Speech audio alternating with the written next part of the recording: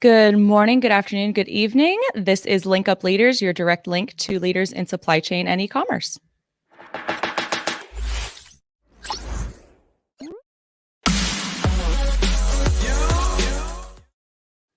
My name is Lisa Kinski. I'm your producer and co-host, and I'm joined as always by Francois Jeffrey. Swa, how you doing?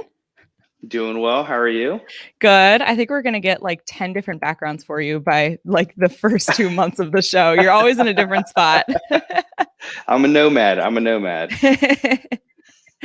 Perfect. Well, today our guest is Scott Needham. He is the CEO of BuyBoxer and the creator of SmartScout. He's been in business for years and years, and everybody knows him, so really doesn't require much of an introduction. So please welcome Scott. How are you? Hi, guys. How are you? Thanks for having me here.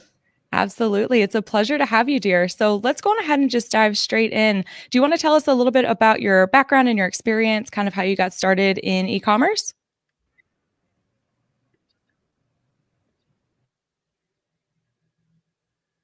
Uh-oh, that wire connection. Looks like there might be a delay.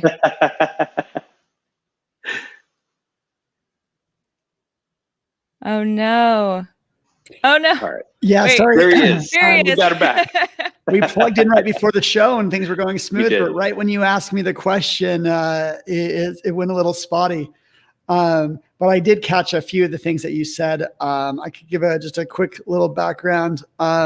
So yeah, I'm an Amazon seller first, and but actually my entire time selling on Amazon for the last 8 years, I've always been like a software developer. So kind of trying to adapt our business to, just to be very automated and scalable in whatever activities that we're doing. So, I built a lot of inventory management systems that we stayed internal with.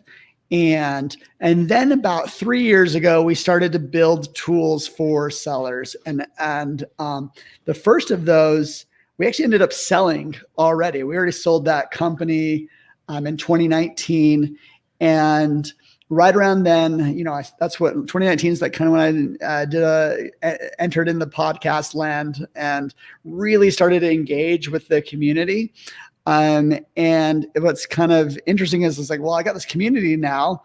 What else do I have? And I built something internally that we were using for sourcing brands and research on Amazon. And that eventually became SmartScout, which we launched about 6 months ago. And it's really taken a lot of my day-to-day, emphasis, because it's a lot of fun just creating tools. Is what I enjoy. But, I still am a seller, both wholesale and private label. Right after this, I'll be, talking about our China supply chain. So, Awesome. Actually, so when you first got started on Amazon, or let me back that up. Did you first get started on Amazon, or was it any other e-commerce platform?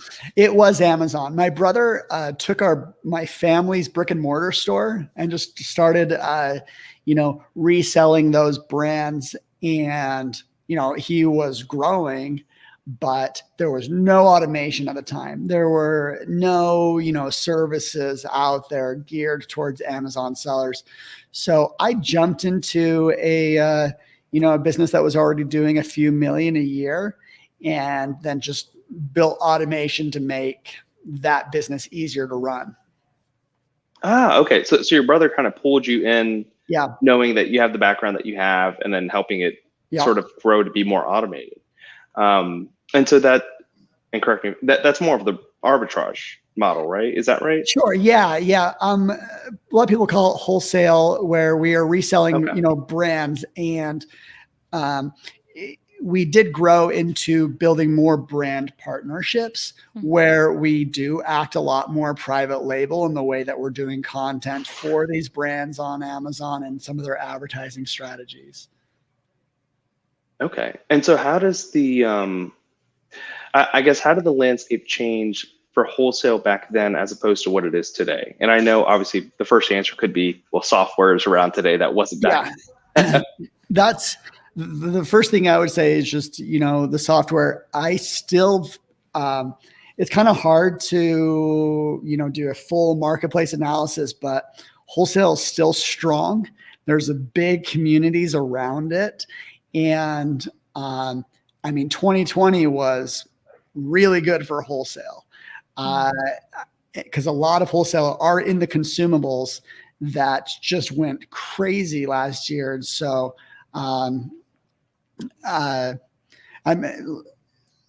how will it be long term? We never know. There's obviously some issues around, brands starting to issue more control over the channel. Mm-hmm. And so that's probably one of the biggest differences is brands actively managing the channel. And that does sometimes mean, issuing, complaints to some of the resellers. That's probably some of the bigger changes. Okay. And for those that don't understand the wholesale model, would you mind explaining that just a little bit? Because we do have, e-commerce from all ranges. And BuyBoxer is we have the largest catalog of FBA products on Amazon. We have over 50,000 products, in fulfillment centers. And how do we get there?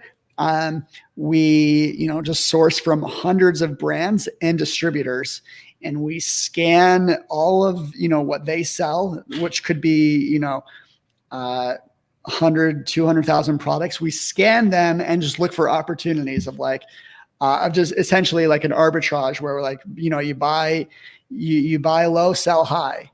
And then we built a lot of, pricing automation and inventory automation to be able to push out these purchase orders of 1,000, 2,000, 5,000 different products at once. So that's our approach to it. There are a lot of different types of wholesalers and what they look for. Some of them really do act like private label sellers, where they're finding brands and bringing them to market in especially in very niche categories. I've talked to people that are in grocery, and they're always looking for ethnic foods that are underrepresented on Amazon and being first there, and they do really well with that. And so in those instances, you're already buying the inventory, you're making sure that the inventory that you purchase is at a wholesale cost, and then you hold it until you see enough of a margin. Is that right? Well, we buy when we see the margin. Okay. Gotcha. So you don't actually have too many inventory or carrying costs with this inventory? Not too much. Let's see. Here's some numbers. We do about 50 million in sales on Amazon. That's what BuyBoxer does. And our inventory value right now is about 4 million. So, we're able to turn that, several times over. Our inventory is very lean, not perfectly lean. We still, we still end up buying some things that we're like, oh, that was a bad idea. But that's kind of that approach. And so with the range of products that you have, you guys must not be operating within one specific niche, correct? You must just be. Oh, yeah. No, we're in every category, and just kind of really we just look at the Amazon's, data as to drive our decisions, whether from pricing, how many sellers, and what are the types of sellers. I think most wholesalers really like to steer clear of Amazon as a seller and avoid them. And because, it's hard to get the buy box if they're selling. And the category doesn't really matter too much other than, some compliance issues. You have to get ungated, or, if you're in grocery or even actually toys right now, Amazon is forcing a lot of documentation to be compliant. there's a few category issues, but really it's like, what's the size of this product? How much does it sell for? What's our difference in margin? Like those types of numbers are what really drives decisions. Okay. And so how did COVID impact, because COVID impacted, I would say, all of e-commerce in both ways. It could be very positive for private label sellers that, you know, had enough inventory, or wholesalers that had enough inventory to continue selling, and it could have adversely, you know, hurt them by supply chain issues. So, you know, our revenue didn't grow because of all the inventory and employee constraints. You know, we had a lot of team members, they had to go home and take care of their kids. Or there was definitely a lot of, you know, people just were nervous and scared of being in a work environment, especially those first 2 months. But, you know, the demand was just unreal. So we pivoted towards grocery. You know, we already had some grocery suppliers, but we kind of doubled down on that just to, you know, just to stay afloat. But what we realized is the margins just went up like significantly. And I would say, like, you know, April and May, those margins really peaked, but they still kind of, I would still today, I don't know if it's any optimizations that we made, but I mean, we're still seeing, you know, margins that we didn't see 2 years ago. So we didn't grow in revenue, but it was just easier to sell things. You know, our inventory was just like very efficient, moving faster, and a little bit more profitable, like a lot more. I mean, we definitely had to work a lot beforehand to set ourselves up for success during COVID. But you know, some of these market forces, no one saw coming. And so, and because all of our products were domestic, we source, you know, from US distributors. We didn't have any of the overseas issues. We did have a few suppliers that they did shut down completely. We randomly, I mean, not super randomly, but like, I think most people are aware that puzzles did really well. Yes. Well, we were in puzzles. We were one of those guys that were like scrambling to just like get all of our puzzle suppliers, like, just send us anything you've got, because they were flying off the shelves. And kind of, you name the price. That was totally an arbitrage game. And we didn't take full advantage of it, but, like, you know, what we were able to do was, you know, very, you know, good for our business, and helped us kind of stay afloat under crazy circumstances. But I mean, I saw a lot of other wholesalers do really well through COVID. They may not admit it, but I'll tell you that, like, you know, it was you know, a good time to be e-commerce focused. Yeah, that puzzle explosion was pretty crazy. A puzzle you'd usually get for like $10 or $12 was now $65. I tried to buy one and I was like, no, never mind. I'm not paying for this. I don't need it that bad. Yeah. So Scott, would you mind walking through the supply chain of a wholesaler? And then we can describe a little bit of, you know, obviously the differences between the wholesalers and the private labelers, but I'm still trying to wrap my mind around, you know, what is the difference between a wholesaler that just, let's say they find something from a distributor, buy 1,000 of them, keep them in their warehouse. That's what I imagine it is. I could be completely wrong. Well, I could tell you our operation, and I know there's others that do some things slightly differently.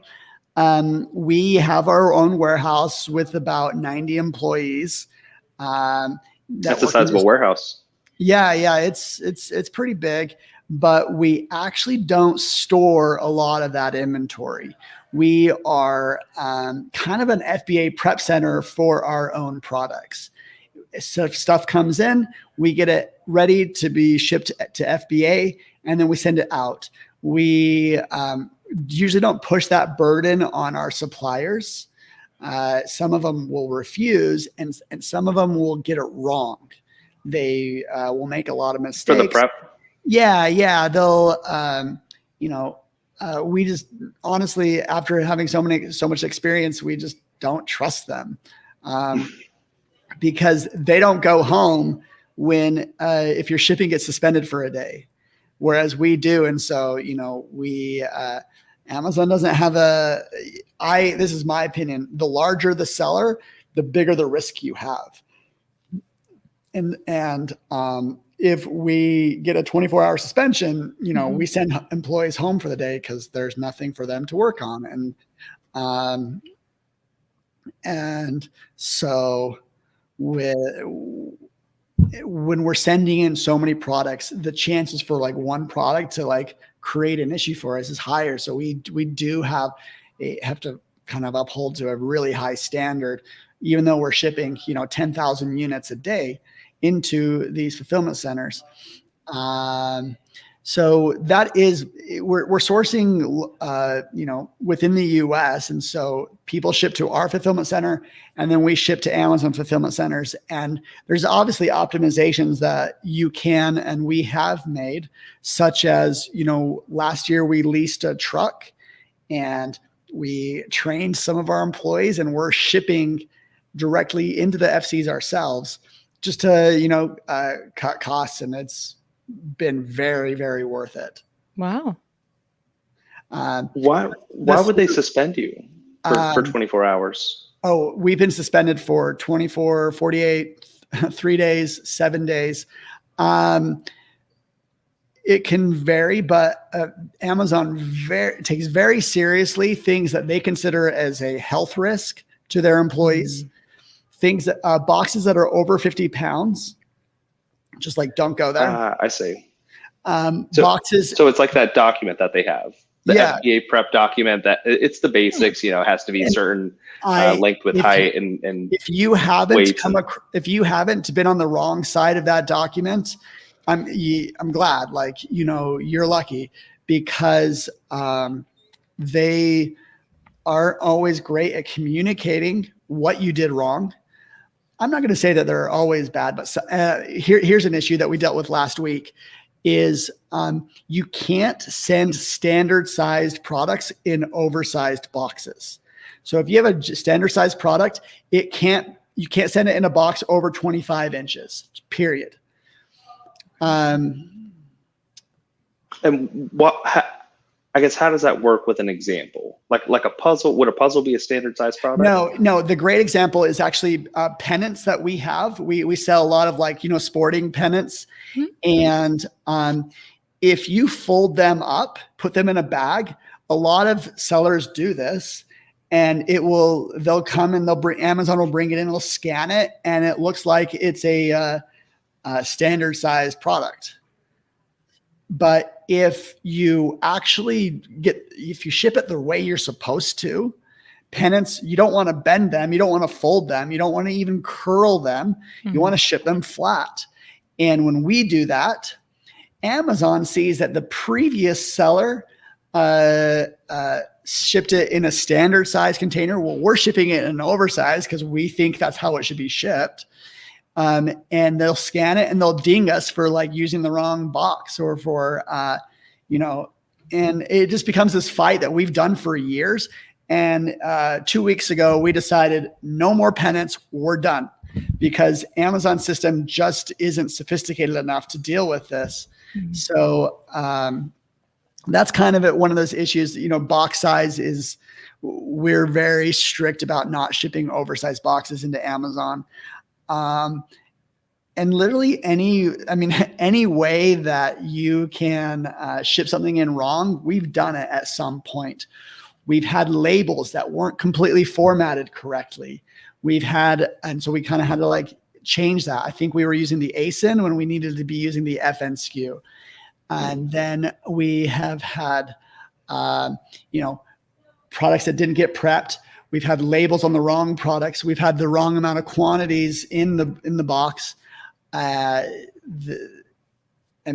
When you're shipping, 5,000 different SKUs into Amazon, it's easy to get one thing wrong. And so we've seen that, and those shipping suspensions really do hurt a seller like us. Whereas a private label seller, I'm going to be honest, you're not shipping every day into Amazon. You're shipping like every other week. You get a 24-hour suspension. You're like, all right, you roll your eyes about it. But for us, it's like, if you suspend us during one of the weekdays, like we're really hampered on that. So I would always just advise people, you really kind of do need to know the prep requirements documents. Just go over them, understand where your products fit, where they don't. Because you may be trying to convince, say a Chinese supplier to do things a certain way. And if you do things wrong and you build a habit around that, Amazon will notice. Yeah, that's it's something I've definitely seen an issue with, particularly when a manufacturer doesn't know.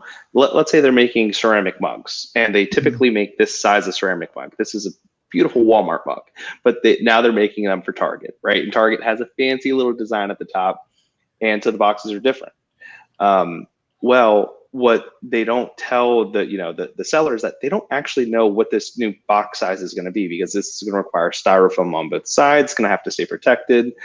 They're not sure how many are going to go into the master carton. And a lot of times when we handle freight for them, it's a case where this is the first time ordering from the supplier, and they'll say, well, this box is supposed to be about 42 pounds. And we always suggest, hey, make it significantly less than 50. So there is no worst case scenario, bunch of water gets spilled on it and it's still heavy when they're putting it on the scale. Whatever the case may be, make it like 40 to 42 pounds or less, if possible. And we'll get all the requirements. And what the seller would tell us is, they tell us the supplier has the FNSKU labels on all the packages. Master cartons have all the markings. And a lot of this could have been solved with QC, but that's besides the point. That's another topic we could definitely get on. But they'll continue telling us all these different specifications, and everything it abides by Amazon FBA Prep, the requirements and guidelines that we're very familiar with. Well, when we talk to the supplier, now they say, well, no, it just makes sense for us to consolidate a few of these boxes. So some of them are, 62 pounds, and you have 4 of them that are like 36 pounds, and they're all different quantities. And the seller doesn't know these things. How do you effectively, I guess, communicate with your supplier to make sure that these things don't happen? It sounds like it's hard in the US even. Yeah. So I can't imagine it's any easier overseas. We built when we were doing more of this with our suppliers, we built a training section. We called it ACS, Amazon Compliant Shipping, and they had to pass certain tests to understand what had to be done. And we wouldn't let anyone ship directly to Amazon without passing this test. And I'm just thinking about this right now. This is obviously something that we can, share and make available to others that might be interested. It's because it is a lot of information. There's a lot of hoops to jump, and you don't know which one it really applies to you. There's 10 different types to prep, you know what I mean? Mm-hmm. And like, there's one of them that your product may be falling under. If it's apparel, it has to be sealed and bagged. If it's really small, under 2 inches, it has to be bagged. If it's glass, it has to be, bagged just like with a seal. Like there's all, and we can go on. I don't know if there's any shortcuts other than just like reading the documentation. Understanding like if there's an expiration date, if this is a topical product or a grocery, there is an expiration date somewhere, and you got to figure out how Amazon interprets these things so you get it right. If you don't, at some point it's going to end in a suspension. Or now Amazon's been introducing fines for getting things wrong. Like I believe. Overweight box, they'll charge you $25 for it. So, and then a few other things. That's their way of, if you think about it from their perspective, after talking with several Amazon employees on the subject, they know what it takes for their fulfillment centers to run smoothly. And they know that one person shipping something like in a bad way, say with say a spill or things shatter. Any person that ships things in incorrectly and bad things happen, it takes so much time from their operation. And so that's why they won't hesitate to really force sellers, strong arm them into complying with that. Mm-hmm. Yeah. And you said that, and odd size boxes too. Yeah. And you said that Amazon's really, really strict about, maintaining the health of their employees and stuff. Is that why we see so many people getting flagged for pesticides all the time, even if it's not? They're kind of just throwing that around. Oh, I think there's maybe two different issues there. There's the hazmat side of things, which is does have health of employees. Like, if you're selling bear mace, they've had some issues with bear mace. And there's the hazmat side. I do think pesticides is more of, it falls under a different set of, U.S. agriculture compliance, and where it's a very regulated section. And, we've had to pass certain, tests because we've sold things that are akin to pesticides. Like I said, we're like in every category and have had to jump through a lot of hoops.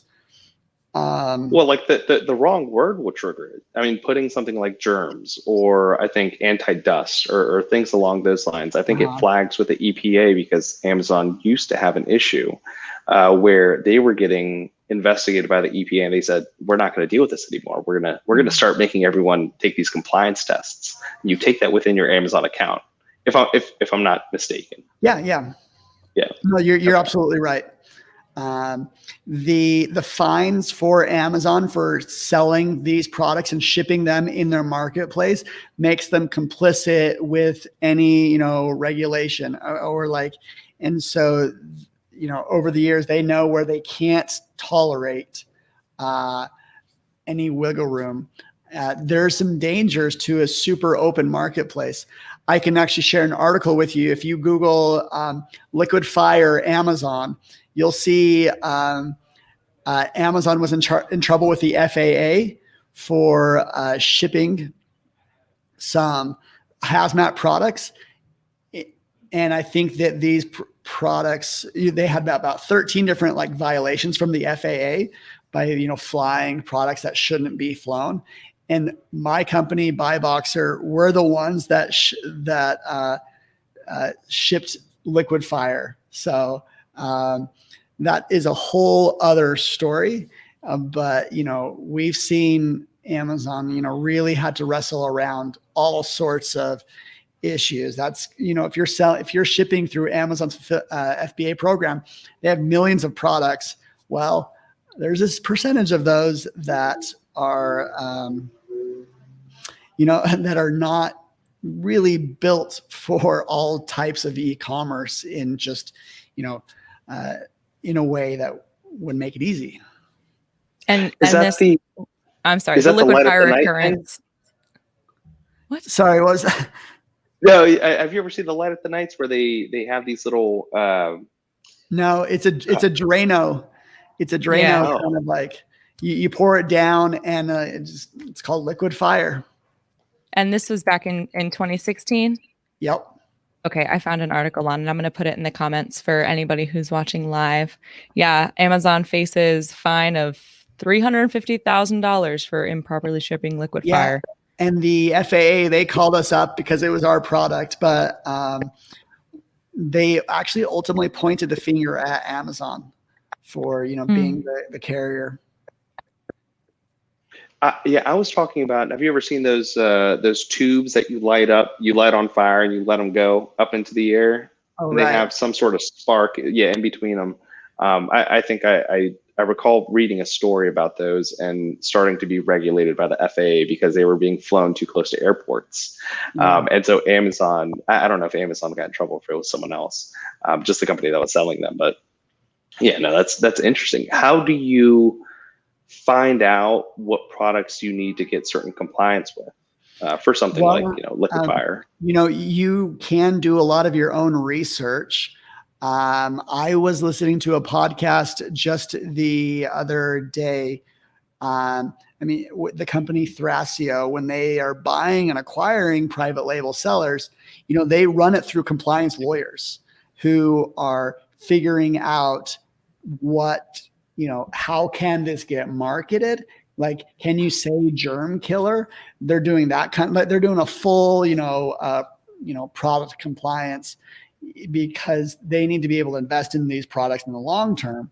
And so, yeah, you can learn a lot yourself, but if you're scaling and you're really investing in a product, you're just going to have to know about the laws and regulations at some point regarding your product. Some categories are much more challenging than others. Things that touch your skin, things that are with babies, things that that are in the agriculture section. Those are definitely areas where you, like, even cleaning supplies, where those are where you're really going to want to, if you're not an expert yourself, like, you want to start asking questions. Mm-hmm. Who would you ask these questions to, though? The Google? Well, let's see. Here's what I would do. And okay. I've done very similar things to it. I'd go into Upwork, create a job post, and just interview a few different lawyers. And these interviews, can be free, but they'll probably try and sell you a service. And if you need that service, then, by all means, don't go in with bad faith. But I had an issue with my software. I was like, hey, are there any issues around, copyright or privacy? I just needed to know. I even put a job posting this morning on Upwork to help me with some tax compliance documents with the EU. I'm just over my head, and I want to bring someone in, an expert, for an hour or 3 hours of their time, and hand things off. So that is easily a route. I know there's plenty of companies that would specialize in this. So I do think you need to be asking. You need to learn about the questions you need to be asking with products. And we're in e-commerce land, and we have one focus of what helps us sell products. Mm-hmm. I think when you're truly investing in a product, you kind of do need to understand the bigger picture. I had a good friend in December. He sells a fire starter kit that had a few customer complaints. He was selling hundreds of these a day, and they had a few complaints from customers, and it came back so they shut down the listing, and they're like, hey, you need to prove some safety. So he had to show that his product, if it was used correctly, is completely safe.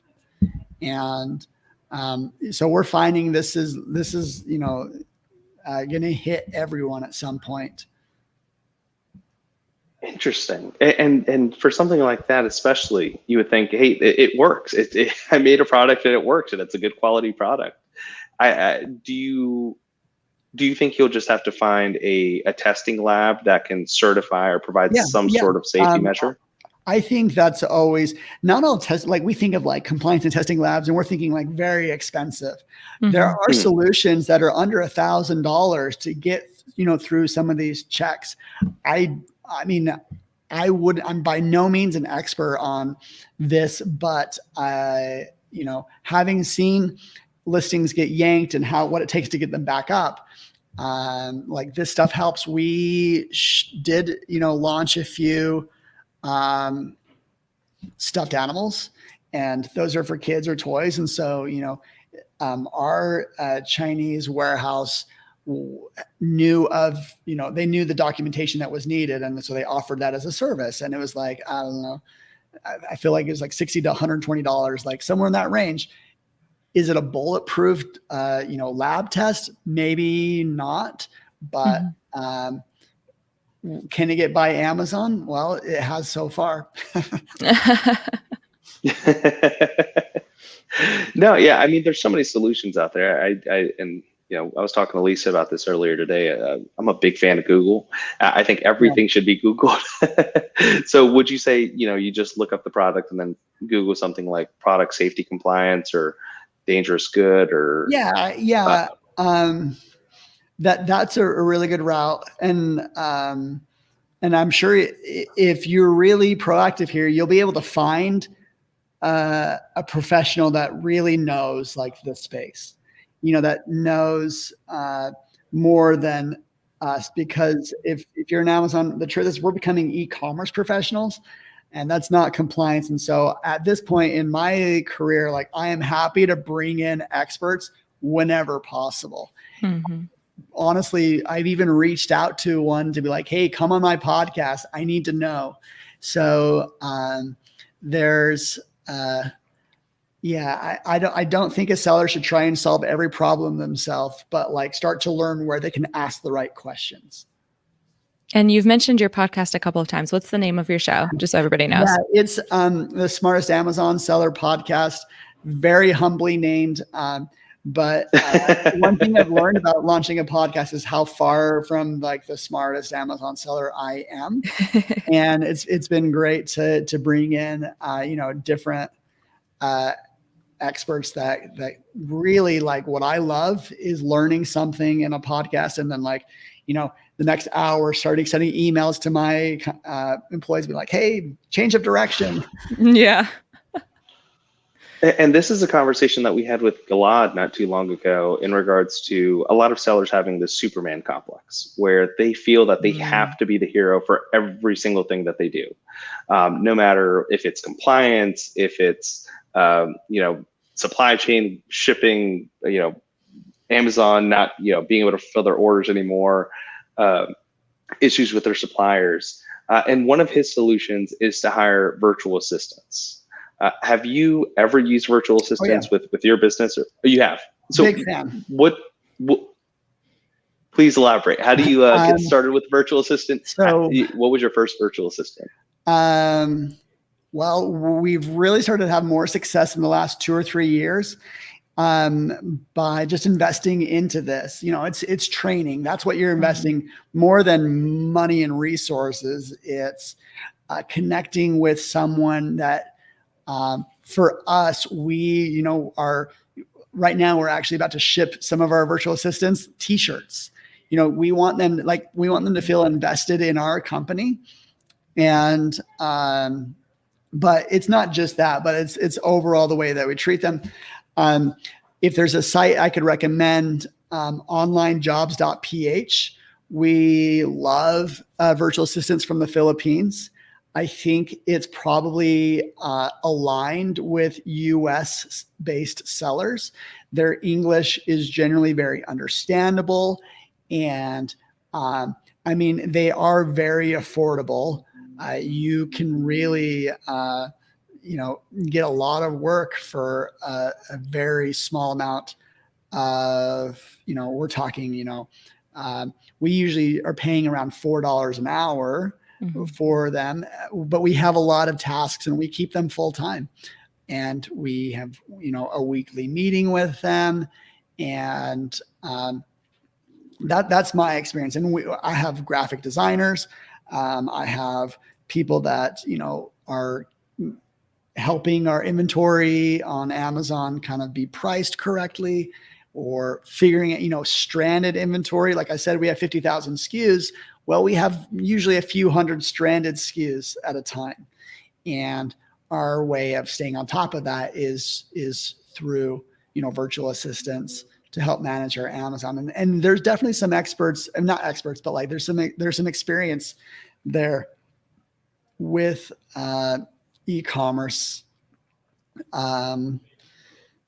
Again, this is kind of like, I do think if you are really trying to grow and scale your business, you got to like remove yourself from certain parts. Where are you spending your time? And, moving away from that. If you're spending, hours a week in, advertising, PPC management, you can find someone that can do that for you, and that maybe even, put more energy and expertise into it. So, big fan, and we're still actively growing that. I've got a open job listing right now with onlinejobs.ph. I even have 2 software developers from the Philippines, and just made a good connection. There's ways that working with virtual assistants doesn't work.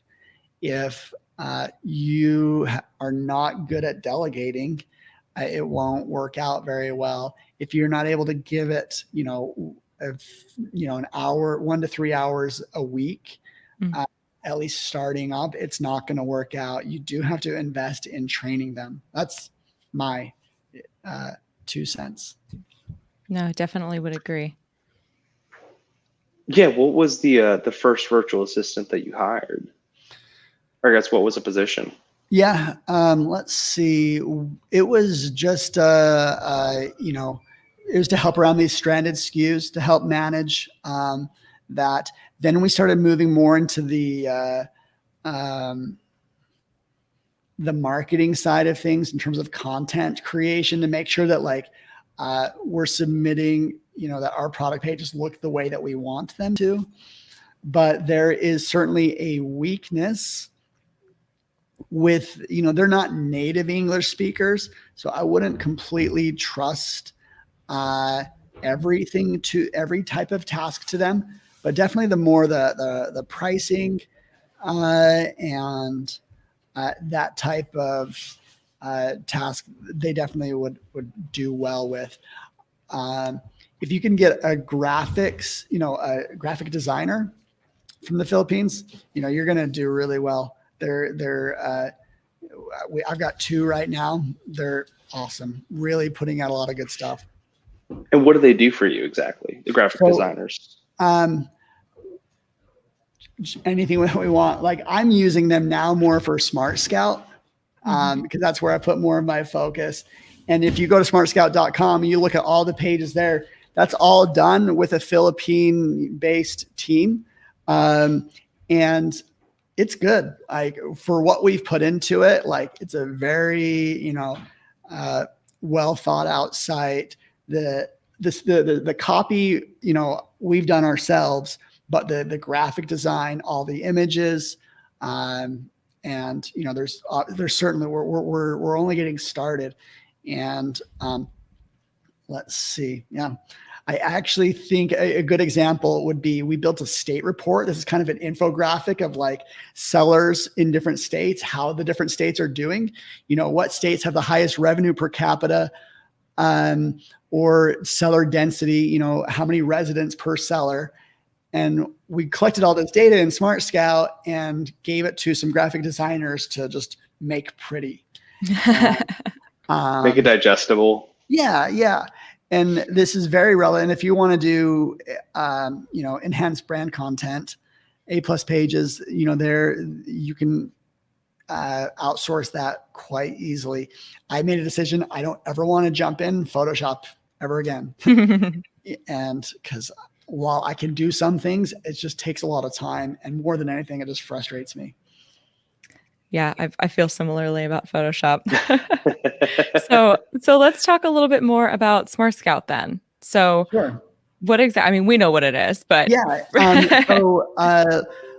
Let's see. Last year I was thinking of all the software tools that I built. What would be the easiest value add? Because I didn't want to recreate what's out there. Everyone probably knows the Jungle Scout, the Helium 10s, very great tools. If I were to copy them, I'm going to be hurting. And so one thing that we were using to analyze the opportunity on Amazon is we collected all the offers. I mean, I'm a software developer, so I granted not everyone can do this, but we essentially downloaded every single ASIN on Amazon, and or the ones that are actually have a sales rank, and we organized all that data around brands, and it'd be okay, how much is Nike doing a month? Okay, Nike's doing $60 million a month on Amazon. And so we collected all that information around brands. And then we also collected around sellers. So we're looking at the offers, who's got the buy box for how long. And so I can tell you, you go in, if you were in the SmartScout right now, you can click and see like, who are the sellers that are selling Nike and how much, and what products are doing really well. So this has, this is a natural play into the wholesale arbitrage world where a lot of users have that, but also a lot of service providers are using SmartScout just for, analysis of things. We even have a few data points to isolate sellers that are private label. We, by seeing what they sell and how many brands that they're selling on, we're able to be like, okay, this is likely a private label company. Mm-hmm. And so in general, SmartScout is just like an analytics platform, as Jungle Scout and Helium 10 are to, product research. SmartScout is to brand and seller research. So my teams, we use both. I'm not, we're kind of trying to just create a different avenue. We built a seller map. I'm not sure if you've seen that, where it's literally just a geographical map of where the Amazon sellers are in the world. Mm-hmm. And you can click and see what they're doing. And it's actually just like a lot of fun to jump in and see it. And then, in that you can see like someone down the street, they're selling $1 million a month on Amazon. What brands are they doing? And so there's obviously a networking component, but it shows off what's in there. There's actually 2 other tools that we've launched just this year that are definitely private label focused. Just a different look on Amazon. One is called the traffic graph. You throw in a search term, it shows you the products that are on the front page. And then it also so about 30% of sales on Amazon come through Amazon's recommendation engine. So we've reverse engineered that recommendation engine and kind of created like a graph with like arrows pointing to like, okay, this product is recommending this product. And then like this product is recommending this. And so you can see where the traffic is coming. And we throw in like an estimate sales of that traffic. And then, it's not super interesting to see your products, but to look at your competitor products and then try and advertise on their complements. Mm-hmm. We were just looking at keto chocolate this morning, and this one product had some ketosis strips to tell, mm-hmm. And like, well, if you're in the keto business, selling some keto products, you want that, those keto strips to point to you. So there's an advertising opportunity, a way to understand how Amazon is actually working. So that's definitely a private label focus. And then last week, we launched a subcategories browser. You kind of just have to see it to like experience it. So we show, there's 42,000 categories on Amazon, but like there's a hierarchy to it. So you go to like home, you could go to like home and garden, and then like you can click through to all the like the subcategories, and finally you can end up in like, mattresses and bedding. Then you click there and you can see like, here's the brands that are in mattressing bedding. This company, Linden Spa, is doing 20 million a month. This person, Zenus, is doing $10 million a month. So that's actually, private label sellers are trying to look into categories that they want to go in.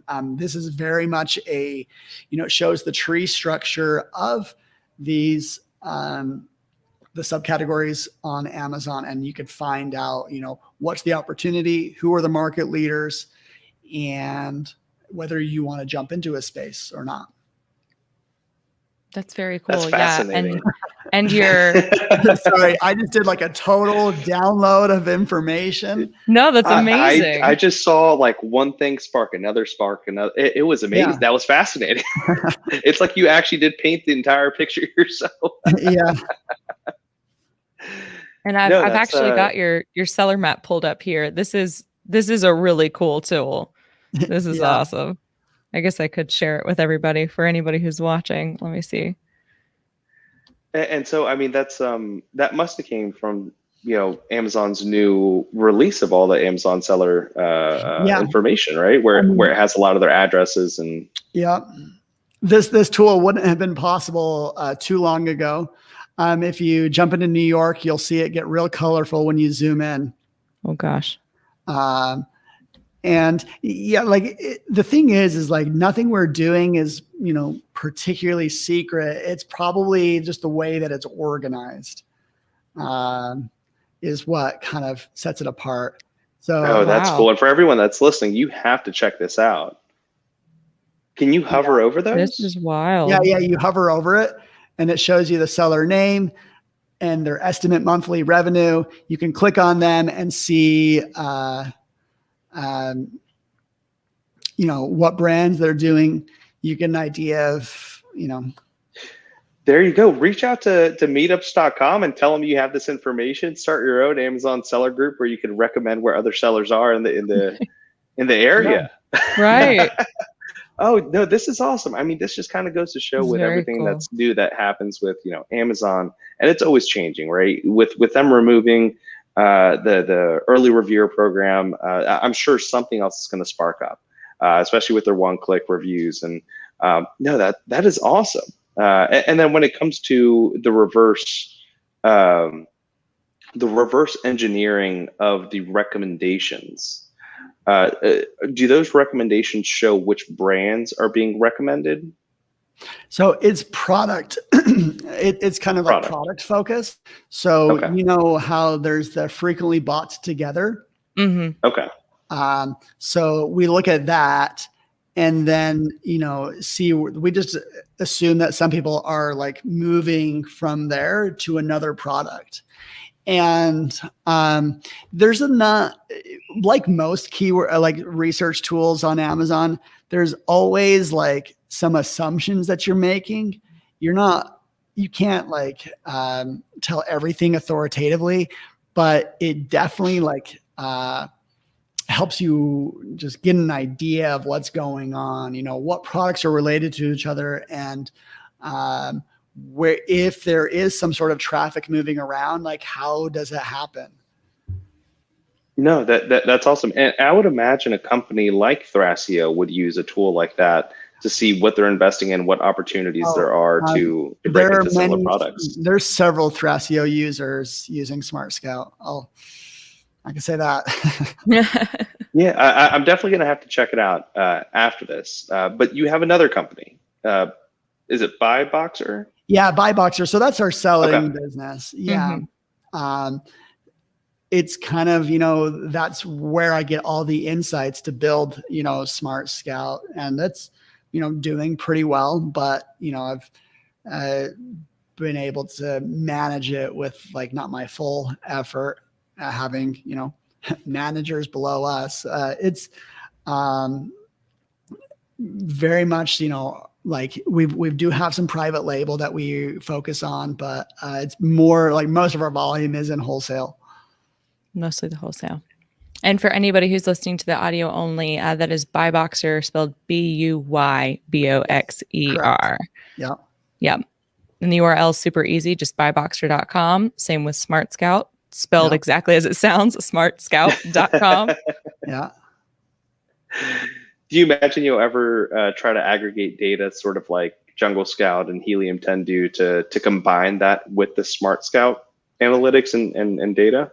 Sure. Yeah. And when we do have a products page where you can, which is probably more akin to what they're doing, I'll be honest, our products page does have a few cool things about it, but I would probably, if I was doing research, I would use Helium 10 first. We kind of just have a different mindset behind it. It's definitely useful. If I were an arbitrager, though, I would use SmartScout. SmartScout's product feature. It helps you find out, okay, we were looking at this morning. We're like, okay, we're in the baby category. What products in baby are out of stock? So you can just do a little filter, and just show, here's the out of stock baby products. And there was in the top 1,000 ranked products, there's probably about 15 of them. Well, if you're able to source those, they're going to sell for whatever, price you put. So that's kind of the angle that the products page might have. I do want to design it to, be more robust. Any software developer, if they're worth anything, they'll look at their tools and not think of like where it's at now, but like what it could be. So we're working on these things. Very cool. Exciting things to come then. Awesome. Well, and I'm sorry, Lisa. I keep going down the rabbit holes. I have to. We got them here. I know. Well, we're right at our hours, so get you one last good one in. Well, yeah. So no, I was just curious. So when it comes to those that are out of stock, does it also give any analytics as to their sales ranking or their sales history, or does it just list that they're out of stock? Well, it links right to the product. You could click on that product. And if you're familiar with like Keepa, you can kind of see some of that history right there. If you have or even Helium 10 has like a similar Chrome extension there. It is like an estimate of the last 30 days in terms of sales rank and revenue. And so you can kind of get an idea there. There's more you could learn. It's not just, the out of stock feature. There's other data points that we're pulling out as well. Okay. Yeah, no, I think we could take it a whole nother hour, but I know Lisa likes to keep us responsible and to our hours. Well, and you have a flight to catch, so. I do have a flight to catch.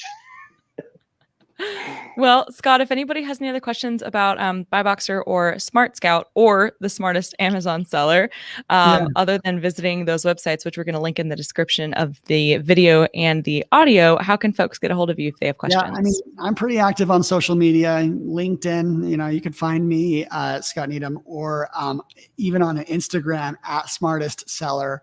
I'm just always talking about, that's kind of a place where if I want like an immediate response, I throw it out there and ask questions. So, and I do answer DMs plenty. So feel free to reach out.